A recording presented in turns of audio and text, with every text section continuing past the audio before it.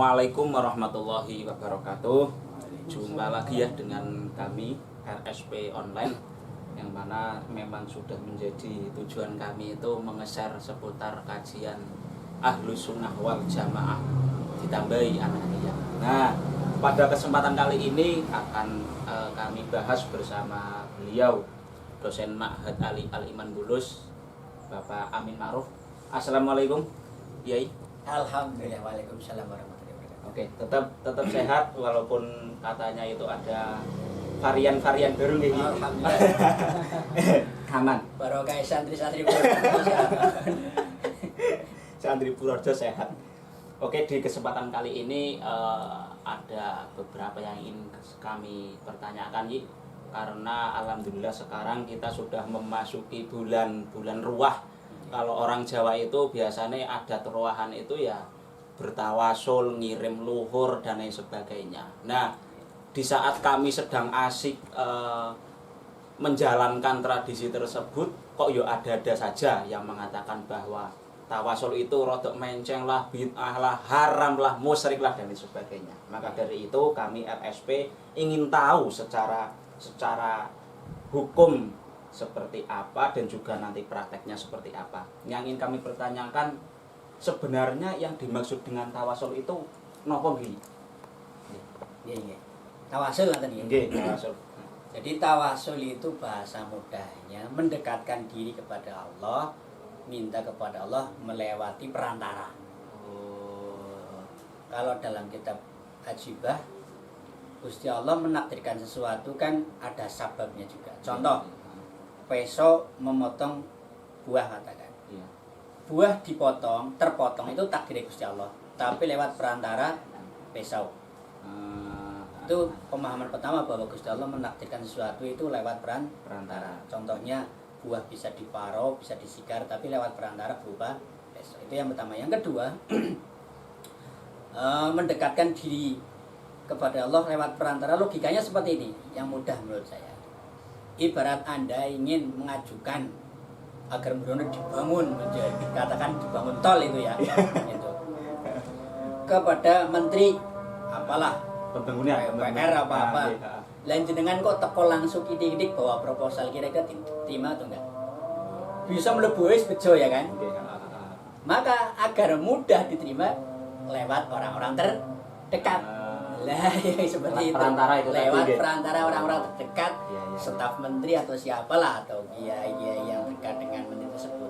Itu logika mudahnya. Sehingga dalam tawasul ini tetap yang dituju meminta kepada Allah hanya saja lewat perantara orang-orang soleh atau lewat amal soleh. Jadi tawasul itu ada dua, lewat orang-orang soleh atau amal soleh. Contoh, jenengan pengen hajat kabul tuh ini bisnis sukses, usaha sukses, anak soleh-soleha dengan cara berpuasa. Ini berkaitan amal soleh sebagai wasilah, sebagai perantara untuk mendapatkan tujuan. Atau ingin mendapatkan sesuatu yang perantaranya berupa orang-orang soleh. Ini kan dipraktekkan oleh Kanjeng Nabi Muhammad SAW sendiri, mengajarkan kepada sahabat, dan sahabat pun diamalkan oleh para sahabat. Contoh seperti Utsman bin Hunayf, sahabat Utsman bin Hunayf yang masyhur. Itu ada riwayat yang disampaikan oleh beliau, suatu ketika ada orang yang buta itu kan, minta tolong kepada Kanjeng Nabi, dan intinya Kanjeng Nabi memberi ijazah kepada beliau, mengajari beliau cara berdoa yang ada model tawasulnya. Allahumma inni atawajjahu. Nah, itu kan berarti secara tidak langsung itu Nabi pun pernah mengajarkan langsung kepada sahabat untuk memperhatikan tawasul. Itu nanti belakang ada itu hadisnya yang bawa. Oh ya cetot jangan. Ya, itu nanti. Oh nanti ya. Nah, itu nanti hadisnya bisa baca tak. nanti kita tempo nanti. Nah, sekarang gini, tadi jenengan katakan bahwa tawasul itu mudahnya adalah jembatan untuk menuju sesuatu. Ya. Nah, pertanyaannya gini, jembatan tersebut itu ada kriterianya gimana atau enggak, atau yang penting aku tawasul mbok kuwi tawasul dengan orang genah atau apa yang penting tawasul atau bagaimana itu ya? Makanya tadi saya sampaikan tawasul paling enggak 2 poin. Pertama dengan amal soleh, dari Quran, puasa, sholat sunat, sholat dan sebagainya. Yang kedua dengan perantara orang-orang soleh. Karena orang-orang soleh tentunya orang yang dekat dengan Allah kan. Para ulama, para wali, para nabi, itu mereka orang-orang soleh yang dekat dengan Allah. Tentu kalau kita meminta kepada lewat orang-orang dekat, proposal seperti ACC. Logikanya seperti dari itu. Titik pertanyaannya seperti itu. Bertawasul Ya. melalui perantara orang soleh, ya, biar cepat ijabah ngeten gitu. Ya. Oke. Nah, terus dengan keterangan tersebut itu tentu kita membutuhkan yang namanya praktek nih. Praktek yang mudah itu seperti apa? Jika kita tawasul, kan sekarang gini, banyak masyarakat si etok-etok itu tawasul tapi meyakini bahwa yang membuat doa saya itu mujarab itu ya barokah ininya. Jadi bukan dilandaskan langsung kepada Allah. Kalau konsep tawasul secara syar'i kita itu kan perantara tersebut hanya sebagai jembatan, si penentu tetap Allah Subhanahu wa taala. Nah, untuk membedakan dengan yang menentukan itu, contohnya saya mempunyai pulpen, yes, saya fokus pada pulpennya saja, tidak tahu di belakang ada apa. Itu gimana nih prakteknya? Prakteknya sama-sama ya. Tadi doa yang masyhur seperti menggunakan Allahumma ini as'aluka bin nabiyika atau atawajjuhu bihi bin nabiyika, atau mungkin doa yang masyhur di dengan semua, Allahumma ini atawassalu dengan siapa ilaika untuk bihusuli fotoi hajatina wa husnul maksud. Atau yang masyhur mungkin ketika contohnya ya wali Allah inna natawassalu bikum ila Allah fi qadai hajatina. Itu contoh mudah lafal-lafal yang kita masyhur di ketika kita ziarah dan mungkin biasanya menggunakan lafal itu. Jadi kita para orang Islam, para yang ziarah dan lain sebagainya meyakini, tetap yang meyakini yang hakikatnya yang memberikan manfaat, yang memberikan manfaat Allah. Hanya saja prakteknya perantaranya melalui itu mungkin yang apa namanya disalahpahami ataupun mereka kaum minhum itu gagal paham. Nah, itu Kelihatannya itu kok orang-orang terutama ini yang suka ziarah kubur itu kan NU, yang suka ziarah kubur itu NU. Di makam-makam wali itu wis ndonga tenanan bahkan sampai nangis, itu mereka hanya memahami dari secara kelihatan saja, padahal NU sudah jelas-jelas tetap kita meminta kepada Allah hanya saja melalui perantara itu. Nah, biar jenengan yakin dulu apa yang saya sampaikan. Tadi tentang tadi saja itu takbirnya dalilnya nggih. belum dalilnya belum dalil. Santai. Ini baru yang tadi itu di Mafahim Yajib Antu Sohaha halaman 143 bab mafhum tawassul. Awalan anna tawassula huwa ahadu turuqid du'a wa babun min abwabit tawajjuhi ila Allah subhanahu wa ta'ala. Fal maqsudul asli al haqiqi huwa Allahu subhanahu wa ta'ala. Betul nggih? Nggih. Turuqid du'a hanya ya, ini tawasul hanya salah satu metode doa yang dituju ke Gusti Allah. Itu sudah jelas, kitabnya jelas nih nggih. Betul. Dan langsung saja untuk apa namanya agar kita itu tidak apa namanya terombang-ambing dengan komentar-komentar yang kurang cetha itu toh. Secara hukum nih nggih, menyangkut tentang hukum. Itu sebenarnya tawasul itu sendiri dihukumi apa itu bagaimana? Ulama atau ahli sunnah wal jamaah sepakat boleh. Hukumnya boleh Mutlak nih. Oh, nggih. Hukumnya boleh walaupun apa namanya secara kasat mata itu kita mendatangi makom-makom aulia ataupun ulama, kita menyembah ya bahasanya berdoa di situ lah. Berdoa ngeten nggih. Jangan salah paham ketika kita ziarah ke para wali. Itu kan satu karena kita meyakini bahwa para wali itu punya posisi tinggi, posisi mulia dekat dengan Pak Gusti. Ziarah mau ngerasa ya nggak mungkin kan kita. Yang pertama, yang kedua di sana kita kan berdoa, yang kita baca itu seterusnya. Yang ketiga, kita nggak menyembah kuburan. Tidak menyembah ya? Kita menyembah kuburan. Kita meminta doa kepada Allah dengan membaca doa Allah. Itu kan? Kan cedok. Maka hukumnya cedok. Boleh. Dan yang menjadi garis bawah di situ, para orang yang apa namanya ziarah itu tidak menyembah. Tidak. Oke, boleh dibacakan dalilnya itu biar kita lebih mantep nih kan. Nggih. Bismillahirrahmanirrahim di Ajwibah Ghaliyah halaman 78. Waqad dhahaba jumhur ahli sunnah wal jamaah wasawadul a'zam minal muslimin ila jawazit tawassuli bi zawati sholihah awil umali sholihin kama yajuzu dzalik bil a'mali sholihah. Jumhur ahli sunnah wal jamaah dan mayoritas orang Islam sepakat bahwa boleh tawasul dengan orang soleh maupun dengan amal soleh. Nah, ini kita sudah jelas ini dalilnya itu seperti apa. Sekaligus kita meminta ini apa namanya biar Dalilnya barang belum ya dalilnya? belum, Oh, iya. biar apa namanya praktek di lapangan itu tidak menceng, tidak keluar dari landasan-landasan ataupun aturan-aturan mainnya itu apa yang ingin dengan sampaikan. Mudahnya seperti ini. Kita ikut saja prakteknya ziarahnya tawasulnya para kiai itu yang sudah itu kita yakin itu sudah sesuai jalur. Ojo gawe ukara dewek, gawe gaya model baru. Ikut saja para kiai-kiai yang sudah melaksanakan ziarah, melaksanakan tawasul, dan sebagainya itu sudah sesuai real.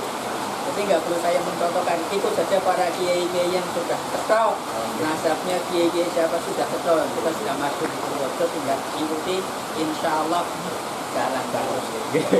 Rasa neko-neko, Rasa neko-neko, gendolan sarung kiai ya gitu. baru gendolan sarung kiai, insya Allah aman, tawasul aman. Nah, Insya Allah orang salah jalan. oke, apa namanya biar lebih mantap itu apa namanya dalil secara nas ataupun secara hadis atau apa itu ada enggak nih? Wah, Yang ada, menyinggung jelas. hal tersebut. Jelas ada. Ada itu. Ya. Boleh dibaca. Al-Maidah ya ayyuhallazina amanu wabtahu ilaihil wasilah. Ittaqullaha wabtahu ilaihil wasilah. Di Mafahim 126 biar betul ya. Ini perlu ini dalil itu biar fair kan loh. Kita tidak hanya omong kosong atau bagaimana. Judulnya Adillatum alaihil muslimun minat tawasul. Dalil-dalil tentang Allah Ta'ala ya ayyuhallazina amanu taqullaha wabtahu ilaihil wasilah. Sampai ila angkol langsung saja. Walafdul wasilah amun fil ayat kama taro bahwa syamilun lit tawassuli bi zawatil fadilah minal anbiya wasolihin fil hayat wa umat wa bil ityan bil a'mali sholihah al wajil. Jadi dalil dari Qur'annya itu tentang surat Al-Maidah ayat 35. Ya ayyuhalladzina amanu taqullaha wabtahu ilaihil wasilah. Di sini dijelaskan bahwa kata-kata al-wasilah itu bentuk am yang mencakup tawasul baik dengan orang soleh maupun amal soleh. Nah, ini yang menariknya teman. Ini yang menarik. Di tafsirnya juga mungkin biar tambah yakin. Oh, di mungkin tafsir ada Sawiyah, dalilnya lagi itu.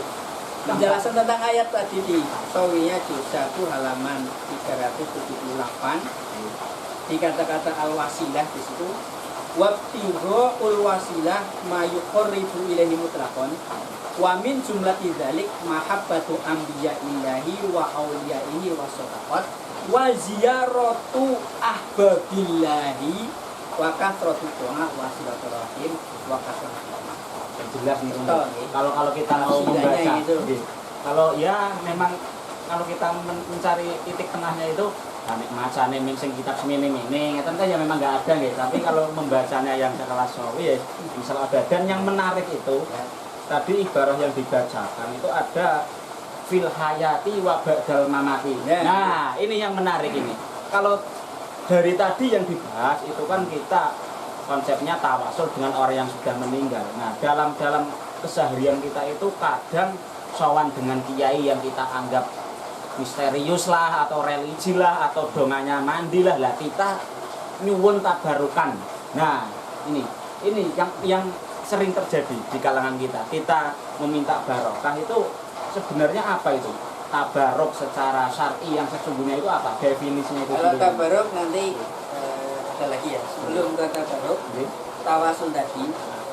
Jadi tawasul baik dengan orang soleh itu baik yang sudah meninggal maupun yang masih hidup. Karena ini juga dipraktekkan oleh para sahabat sendiri ketika beliau ingin, contoh seperti yang tadi hadis tentang orang yang buta terus sowan kepada Kanjeng Nabi, di mana ini diberi pilihan Kanjeng Nabi mau menerima seperti itu apa minta untuk disembuhkan, minta disembuhkan, terus diajari oleh Nabi doa yang model tawasul tadi. Itu kan secara tidak langsung sahabat tawasul dengan Kanjeng Nabi yang posisinya masih sugeng. Oh, betul nggih. Hadisnya juga cocok di kitab Ajibah juga ada tadi halaman 78. Bisa dicek. Nah, kalau tabaruk sekalian tabaruk. Kalau tabaruk kan satu satuan. Oh, ya. Kalau tabaruk itu bahasa mudahnya ngalap berkah, ngalap barokah. Ngalap barokah dengan asarnya orang soleh atau dengan orang solehnya, asarnya pun bisa. Bekasih, bekas mujadah, kelambine, bahkan sandale pun bisa. Itu tabarukan ya. Berarti dengan orangnya atau biasarihi. Biasarihi. Lah berkah itu apa? Berkah yang paling mudah itu ziyadatul khair. Tambah lebih baik. Baik secara zahir maupun baik secara batin. Contoh yang mudah dulu yang masuk di beberapa referensi kitab, sahabat Khalid bin Walid itu rahasianya bisa sering menang ketika perang. Itu kan mergo tabarukan karo rambutnya Kanjeng Nabi. Ya enggak? Sesep kenan kon pelan suwae. Perang menang terus. Tabarukan karo rambutnya Kanjeng Nabi. Berarti konsep-konsep apa namanya tabaruk itu bukan bisa dikatakan sesuatu yang baru-baru itu tidak sebenarnya. Enggak. Jangan dulu para sahabat sangat itu. Dan yang menjadi apa namanya patokan kita itu boleh bertabaruk itu seperti apa ya? Atau khusus dengan orang soleh atau khusus dengan apa gitu, ada kriterianya nggak itu? Untuk sesuatu yang dibuat tabaruk, yang pertama yang jelas tadi orang solehnya atau asarnya. Asarnya orang soleh apapun itu, boleh kelambine, bahkan mungkin tukang mujadahnya, bahkan sandale. Di kitab Fawaidul Muhtaro ada takbir yang unik nanti gitu. Oh, oke. Nanti dengan sandalnya itu kalau sandalnya nanti. Sekarang apa jadi prakteknya yang terjadi itu kan di lapangan, contoh umpamanya gitu. Di daerah saya ada orang yang menderita penyakit kronis, dibawa ke sana sini belum bisa sembuh seperti semula. Loh, kok dibawa ke salah satu kiai yang di situ memang ahli bahasanya itu di tempat saya ya nyowok ngeten, sowok. Nah, itu gimana kalau seperti itu? Boleh apa enggak kalau seperti itu? Kira-kira ngeten mawon. Nanti kalau masalah hukumnya kan nanti ini kira-kira bagaimana kalau praktek seperti itu? Disuknya dikasih air putih. Nah, itu dibacakan Fatihah Bapak. Ya guys, ini grumit ngeten lalu boleh itu. Oh, itu boleh ya praktek-praktek seperti itu. Dalilnya pun ada itu. Sudah masyhur kalau itu kan seperti semacam ruqyah itu kan mendoakan membacakan. Itu kan ya samalah air putih dibacakan, doa dibacakan Fatihah terus untuk menyembuhkan orang gitu kan. Itu bisa.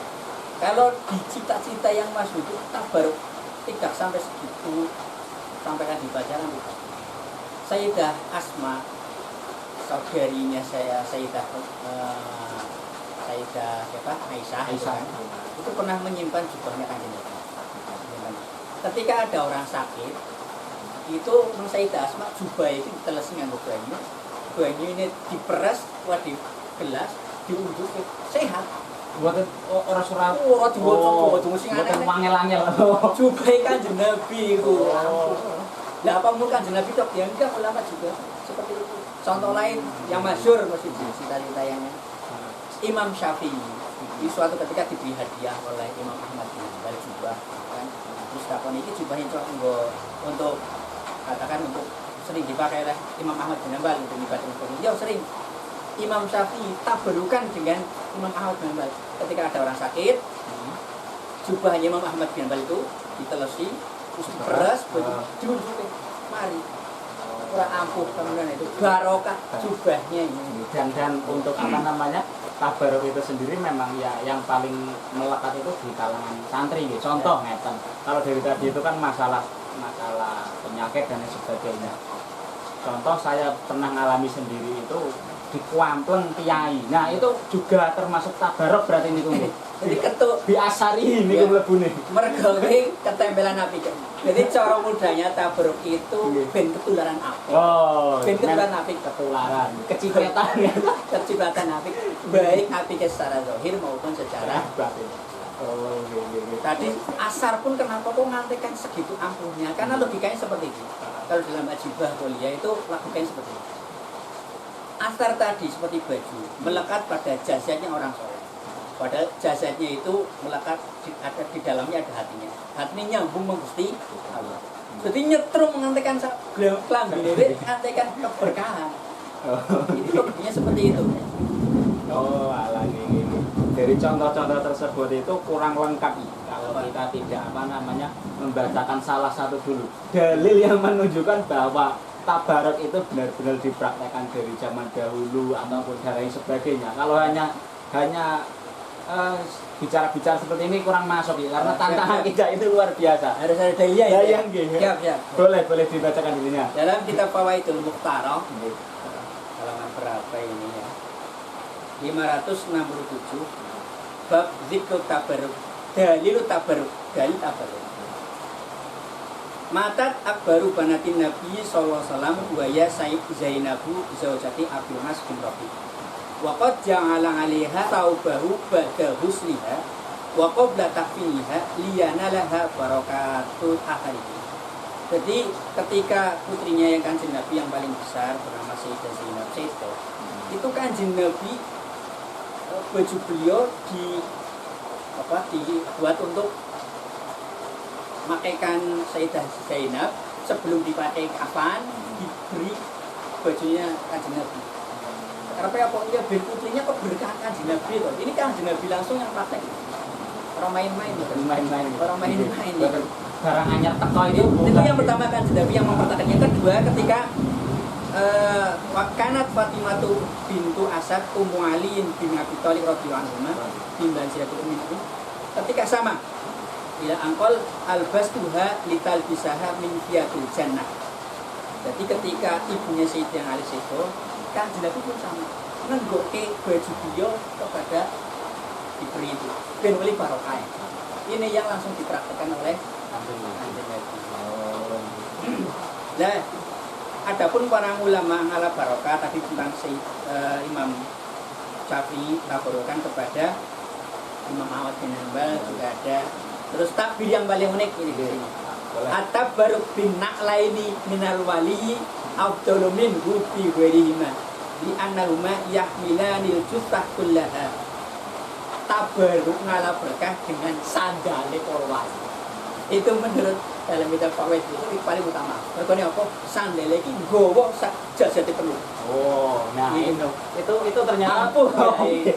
Tabarruk karo sandale para wali. Enggak. Makanya di kalangan NU, banom-banom NU, contoh saya kasih contoh itu ya santri ataupun apa, ketika Kiai Rawuh berebutan balik sandale ngaten. Oh, itu ternyata memang mempraktekkan salah satu dalil. Lah itu. Jadi enggak sembarangan balik sandal. Rakyat yang terus masih bisa sekedar balik sandal lumayan. Karena sandal itu membawa jasad. Itu. Contoh-contoh itu memang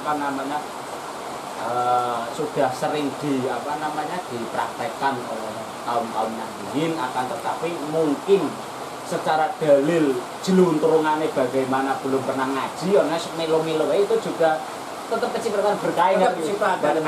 Melu apik insya Allah tetap aman. Oke. Nah, sebelum terakhir dari awal itu ya tabarok dengan konsep seperti itu, balik sandale kiai atau nyuwuk atau apa, sebenarnya itu menyimpang dengan ajaran-ajaran syariat, tauhid atau dan lain sebagainya tidak? Hukumnya Tidak. itu sendiri. Hukumnya sama, boleh dan dipraktekkan oleh para ulama dan para sahabat tadi kan. Tawasul dipraktekkan oleh para sahabat dan para ulama. Terus tabaruk juga dicontohkan langsung oleh kanjeng Nabi itu, dan diteruskan oleh para ulama. Itu tahu. Dalil nasnya ada itu. Nah, itu tadi, jadi kayak gini logikanya kalau dalam kita bilang tadi cerita-cerita ini, cerita kanjeng Nabi mempraktekkan tadi terus sahabat tabarukan itu sebagai dalil sore bahwa tabaruk boleh. Gitu. Kalau yang tadi Sayyidah Asma terus siapa? Sayyidina Khalid bin Walid ala barokah dengan kanjeng Nabi jelas di riwayat-riwayat jelas tidak perlu dilakukan lagi. Ajibah halaman 72 ini. Wakanat wa'an Asma binti Abi Bakar As-Siddiq qalat hadi jubatu Rasulillah sallallahu alaihi wasallam. Fa rojat ilayya jubatan tolasiyatan kisrawaniyatan. Qalat bali kanat indang Aisyah. Falama kubitat qobatiha. Wa kana Nabi sallallahu alaihi wasallam yalbasuha. Fa nahnu nahzimuha lil mardo wa panas tashfi.